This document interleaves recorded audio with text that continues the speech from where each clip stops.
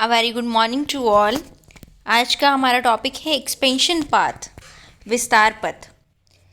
हमने पिछले वीडियोस में पढ़ा समुत्पाद वक्र, समलागत रेखा, उत्पादक साम्य। आज हम पढ़ेंगे उत्पादक साम्य के साथ साथ विस्तार पथ, एक्सपेंशन पाथ। विस्तार पथ या पैमाना रेखा। विस्तार पथ को पैमाना रेखा भी कहते हैं। विस्तार पथ या पैमाना रेखा एक उत्पादक की साम्य की उन विभिन्न संयोगों को बताता है जिन्हें वह विभिन्न व्यय स्तर पर प्राप्त करता है। विस्तार पथ या पैमाना रेखा क्या होती है? उत्पादक के साम्य की उन विभिन्न संयोगों को बताएगा। हम ये जानते हैं कि उत्पादक का साम्य कब होता है?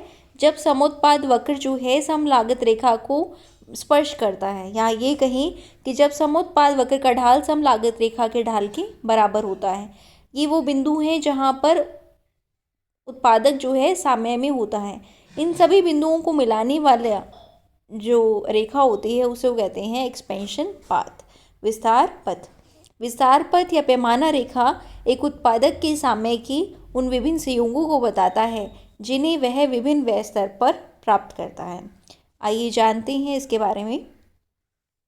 विस्तार पथ उत्पादक के विभिन्न उत्पादन स्तरों को उत्पादित करने वाले। विस्तार पथ क्या होता है कि एक प्रोड्यूसर है तो उसके जो भी उत्पादन स्तर हैं को उत्पादित करने वाले न्यूनतम लागत संयोग के बिंदुओं का बिंदु पथ है। जो न्यूनतम लागत संयोग है उनका, न्यूनतम लागत संयोग मतलब जहाँ पर जो समलागत रेखा है समुत्पाद को स्पर्श करते हैं कि बिंदुओं का बिंदु पथ है, जबकि साधनों की कीमत स्थिर रहती है। Very important. और हमने ये समलागत रेखा में भी पढ़ा था कि साधन की कीमत क्या रहती है? स्थिर रहती है। दूसरे शब्दों में उत्पादक साधनों की स्थिर कीमतों की दिशा में दूसरे शब्दों में उत्पादक साधनों की स्थिर कीमतों की दिशा में उत्पादन स्तर में वृद्धि करने पर साधन संयोगों को किस प्रकार समायोजित करता है, इसका अध्ययन विस्तार पथ की सहायता से किया जा सकता है। भाई विस्तार पथ क्या होता है? जो उत्पादन स्तर के न्यूनतम लागत संयोग हैं।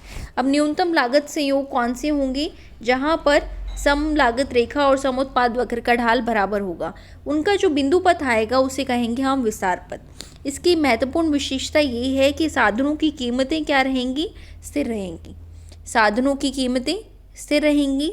दूसरे शब्दों में उत्पादक साधनों की स्थिर कीमतों की दिशा में उत्पादन स्तर में वृद्धि करने पर साधन संयोगों को किस प्रकार समायोजित करता है। जैसे उत्पादन स्तर में वृद्धि करेंगी तो साधन संयोगों को किस प्रकार समायोजित करेगा, इसका अध्ययन विस्तार पथ की सहायता से किया जा सकता है। R1 S1 ये डायग्राम है। R1 S1 R2 S2 R3 S3 R4 S4 ये सब क्या है? समलागत रेखाएं हैं। ध्यान से देखिए, R1 से लेकर S1, R2 S2, R3 S3, R4 S4 ये क्या है? समलागत रेखाएं हैं। और IP1 IP2 IP3 IP4 ये क्या है? समोत्पाद वक्र हैं। इनके बारे में आपको मैं बता चुकी हूँ कि समोत्पाद वक्र किसे कहते हैं और समलागत रेखाएं किसे कहते हैं। अब ये देखिए कि ये जो हैं F1 F2 F3 F4 ये न्यूनतम लागत संयोग के बिंदु हैं।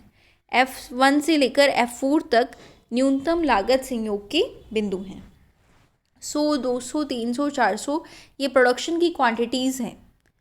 100 200 300 400 ये सब प्रोडक्शन की क्वांटिटीज़ हैं। F1 F2 F3 F4 ये क्या है? संयोग है, न्यूनतम लागत संयोग। जो ये साधन कीमत रेखाएं हैं, यहाँ पर मैंने साधन कीमत रेखा लिखा हुआ है।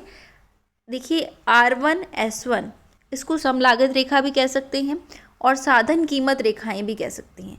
दोनों ही नाम हैं। इनकी जो हिंदी में नाम है ये डिफरेंट होते हैं। इंग्लिश में आइसोकोस लाइन ही जनरली कहा जाता है। ये रेखाएं उत्पत्ति साधन x व y की कीमतें दी हुई हैं, स्थिर रहते हुए कुल व्यय लागत व्यय के विभिन्न स्तर को बताती हैं। भाई ये बताती है कि x और y की कीमतें जो हैं स्थिर, तो कुल व्यय में क्या चेंजेस आ रही हैं। जैसे ही R1 S1 यानी कुल व्यय में परिवर्तित होगा, कुल व्यय परिवर्तित होगा तो नया जो समलागत रेखा है वो कौन सी होगी? R2 S2। कुल व्यय फिर बढ़ा, आउटले अगर फिर बढ़ा तो समलागत रेखा कौन सी होगी? R3 S3। अब मान लीजिए कुल व्यय और बढ़ गया तो समलागत रेखा होगी R4 S4। ये तो था कुल व्यय के बढ़ने से। जब कुल व्यय बढ़ेगा तो लेबर और कैपिटल भी बढ़ेंगे। लेबर और कैपिटल बढ़ेंगे तो ये जो समोत्पाद वक्र है ये IP1 से धीरे धीरे बढ़कर IP4 तक जाएगा। IP1, IP2, IP3 and IP4, और इसके संयोगों में भी परिवर्तन होगा। F1, F2, F3, F4 ये सभी क्या हैं? संयोग हैं। F1, F2, F3 और F4, इन चारों संयोगों को जब हम मिलाते हैं तो क्या मिलता है? हमें विस्तार पद मिलता है। इन चारों संयोगों को मिलाने पर हमें क्या मिलेगा? विस्तार पद मिलेगा। यहाँ पर x और y, x अक्ष पर क्या लिखा है? साधन x, और y अक्ष पर क्या लिखा है? साधन y। सम लागत रेखाएं हैं R1 S1, R2 S2, R3 S3, R4 S4। समोत्पाद वक्र हैं IP1, IP2, IP3 और IP4। जो न्यूनतम लागत संयोग के बिंदु हैं वो हैं F1, F2, F3 और F4। F1 से लेकर F4 तक अगर हम मिलाएंगे तो हमें मिलेगा विस्तार पथ, जिसे इंग्लिश में कहते हैं एक्सपेंशन पाथ। अब ये न्यूनतम लागत संयोग F1, F2, F3, F4 क्रमशः 100, 200, 300, 400 इकाई उत्पादन न्यूनतम लागत पर कर रही हैं। ये जो न्यूनतम लागत संयोग हैं F1 से लेकर F4 तक, ये 100, 200, 300, 400 इकाई जो उत्पादन है ये न्यूनतम लागत पर कर रही हैं। यदि विभिन्न उत्पादन स्तरों के उत्पादन की न्यूनतम लागत को बताने वाले संयोग बिंदुओं क्रमशः F1, F2, F3, F4 इनको मिलाने वाली एक रेखा खींची जाए तो इस रेखा को हम क्या कहेंगे? Expansion path. न्यूनतम लागत को बताने वाले संयोगों F1, F2, F3, F4 की एक रेखा खींची जाए तो इन रेखा को हम क्या कहेंगे? एक्सपेंशन पाथ, विस्तार रेखा। इस विस्तार रेखा को पैमाना रेखा भी कहा जाता है। ये जो विस्तार रेखा है इसको हम पैमाना रेखा भी कहते हैं, क्योंकि उत्पादक इसी पैमाने के आधार पर अपने उत्पादन का विस्तार करता है। जो प्रोड्यूसर है वो इसी पैमाने के आधार पर ये पैमाना देख लेता है और फिर अपने उत्पादन का विस्तार करता है। तो ये है विस्तार पथ, एक्सपेंशन पाथ। ये जो टॉपिक है ये BA फर्स्ट ईयर के माइक्रो इकोनॉमिक्स बुक में आता है।